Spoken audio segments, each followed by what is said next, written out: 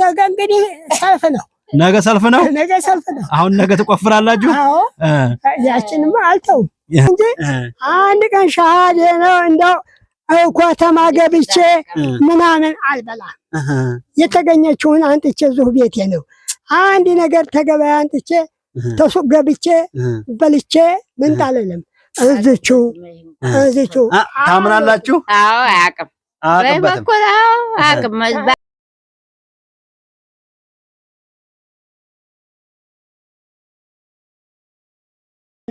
አሰላሙ አለይኩም ወራህመቱላሂ ወበረካቱሁ። ውድና የተከበራችሁ የቻናላችን ተከታታዮች እንዴት ናቸው? እኛ አልሐምዱሊላሂ ረብል ዓለሚን ደህና ነን። ተመልካቻችን ዛሬም በአዲስ የረመዳን ዚያራ ቪዲዮ ተመልሰን መጥተናል። ለሁለተኛ ጊዜ ማለት ነው በዚህ በረመዳን እዚህ ቤት የመጣ ነው።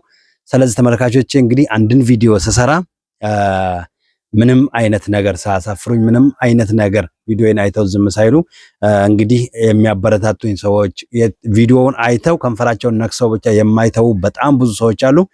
ያንን ቪዲዮ አይተው ለነዛ ቤተሰብ እስኪ እንዲያርግላቸው ለነዛ ቤተሰብ እስኪ እንዲያርግላቸው ብለው ያዙኛል። ስለዚህ በዛ አማካኝነት እኔ እንግዲህ ድጋሚ እዚህ ቤት መጥቻለሁ ማለት ነው ተመልካቾቼ። ዛሬ የመጣሁበት ቤት እንግዲህ እነዛ አባት እንግዲህ ታውን በፊት ታሪካቸውን ነግረውናል። በዚህ በእድሜያቸው ምን ያክል እንግዲህ እየሰሩ እንዳለ በረመዳንን እንዴት እየጾሙ እንዳለ ሁሉን ነገር ባለፈው አጫውተውናል። በዚህ በእድሜያቸው እንጨት ሄደው ያመጣሉ እናታችን ስለሚታመሙ። ከዛ በኋላ ደግሞ ቀን እንግዲህ እቤት መጥተው ካገቡ በኋላ በሳምንት አንድ ቀን ደግሞ ገበያ ላይ ወጥተው እንጨት መሬት እንጨት ለመትከል የገበያ ዳስ ለመስራት ያንን ይሰራሉ። በዛ ነው እንግዲህ አሁን ላይ እየሰሩ እዛ የደረሱት ማለት ነው። እንደምታዩት እድሜያቸው በጣም ትልቅ ነው። ብዙ ሰዎች ልጆች የላቸውም እንዴ ብላችሁ ትጠይቁናላችሁ። ልጆች የላቸውም። ብዙ ጊዜ ደጋግመው ነግረውናል። ምንም ልጆች የላቸውም፣ ወልደው አቁም። ስለዚህ ልጆች ሳይኖራቸው ነው ይሄን ሁላ ፍቅር ይሄን ሁላ መተሳሰብ የነበራቸው ማለት ነው። ስለዚህ እስኪ ደግሞ አሁን እንግዲህ መጪው ኢድ ነው። ስለዚህ ኢንሻአላህ እስኪ ትንሽ ነገር ከነሱ ጋር እንጫወታለን። እንዴት ናችሁ አባታችን? ደህና ናችሁ? ያመጣችሁልን ዛሬ ድረስ አለ አላለቀም? አይ እየቆጠባችሁ እንጂ እኮ ትንሽ ነው እኮ ትንሽ ነበር እኮ በእናሱ በቃናለኝ በረካለ አርጋችሁ እንጂ ካዳሚያችሁ ይብዛ።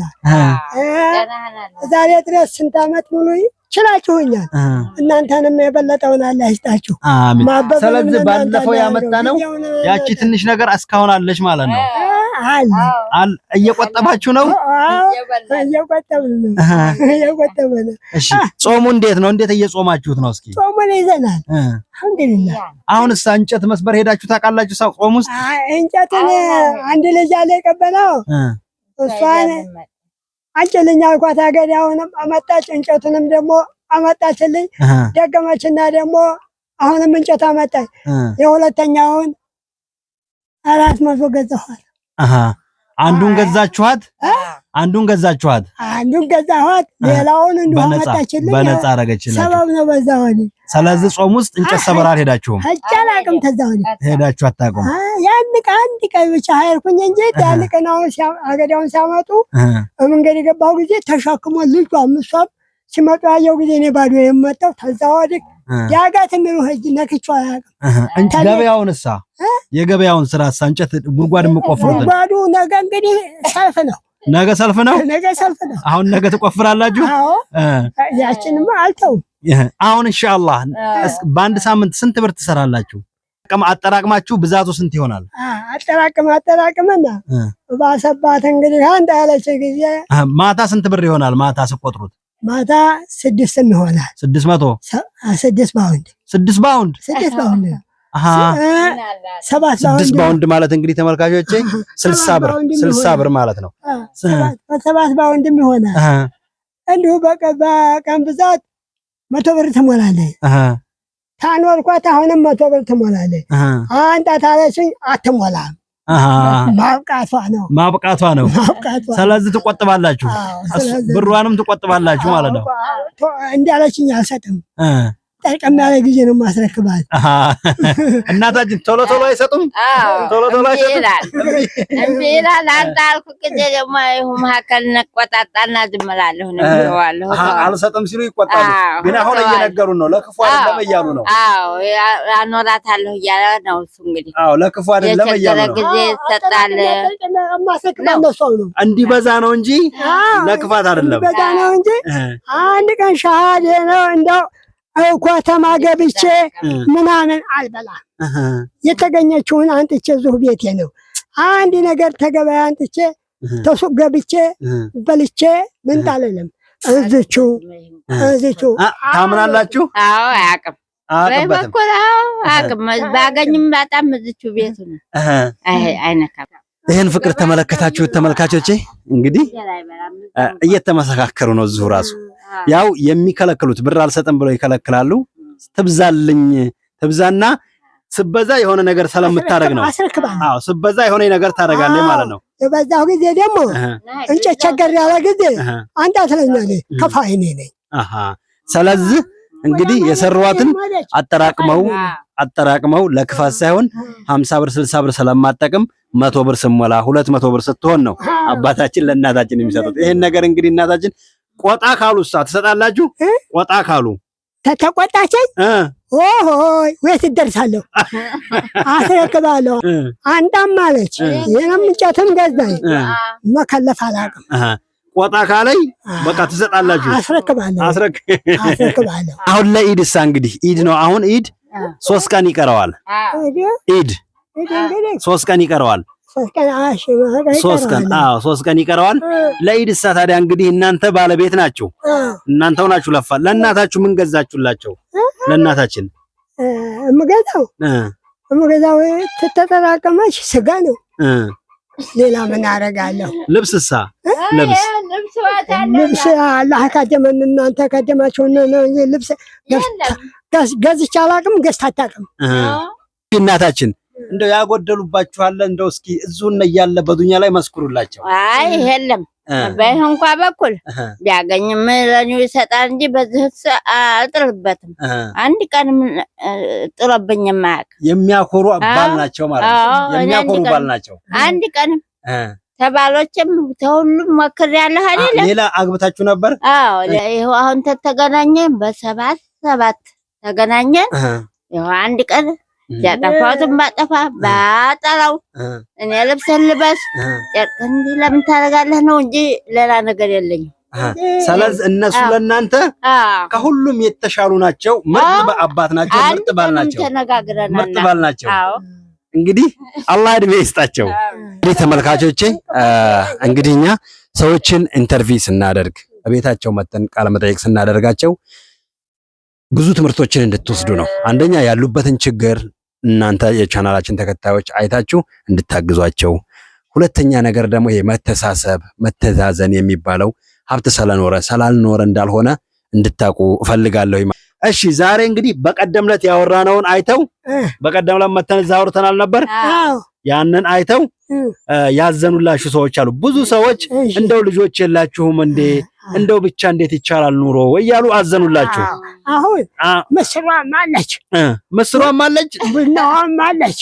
አላለቀችም እንዴ? ቡናዋ እኮ ስንት ኪሎ ነው? ቡናዋ 1 ኪሎ ነውማ።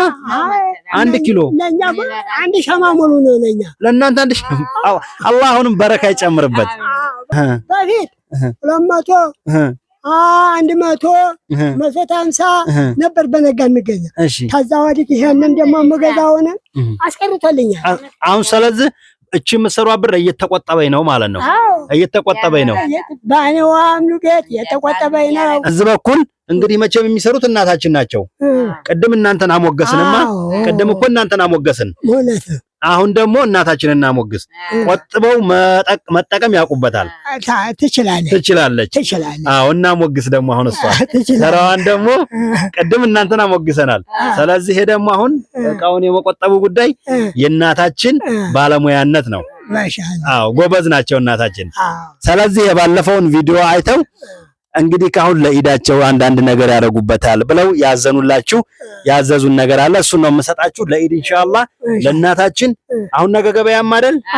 ጉድጓድ እንዳቆፍሩ ነገ ነገ ጉድጓድ እንዳይቆፍሩ አዎ ነገ ጉድጓድ እንዳቆፍሩ ኢንሻአላህ ሁለት እህቶች ናቸው ብር የላኩላችሁ በዛ በብር ሄዳችሁ ለእናታችንም ለእናንተም ልብስ ትገዛላችሁ የሚያስፈልጋችሁን ነገር ስጋውንም ዘይቱንም ትገዛላችሁ ማለት ነው እሺ ይሄ በፈረንሳይ ሀገር የምትገኝ አንድ እህት ናት በፈረንሳይ ሀገር ነው የምትገኘው ይሄ 10,000 ብር ነው 10,000 ብር ልብስ ትገዛላችሁ እንግዲህ የሚያስፈልጋችሁን ነገር ታረጋ 10,000 ብር ነው ገባይ ይበቃል በቂ ነው ትርፍ ነው አልহামዱሊላህ ደግሞ ሌላ እህት አሁንም በካናዳ ሀገር የምትገኝ ሌላ እህት ደግሞ እሷም ደግሞ እኔ ደግሞ ደበቃጋ ታላ አሰክበዋለሁ ከቀረ እናንተው ፊት ከቀረ አረባ አሰክበዋለሁ እናንተው ፊት አሁኑ አዎ ምን ችግር ታጠፋው ጉልበት ነው ከእናንተ ወርዷል እሺ አሁን ደግሞ ሌላ እህታችን በካናዳ ነው የምትኖረው እንደው አባታችን ደስ ይሉኛል ሲያወሩ ይጣፍጡኛል እና እቺ እህት ከካናዳ ነው ዱዓ አድርጉልኝ በደንብ አርጋችሁ ሀጅ አለብኝ ብላ ደግሞ እቺ እህት 5,000 ብር ደግሞ አሁንም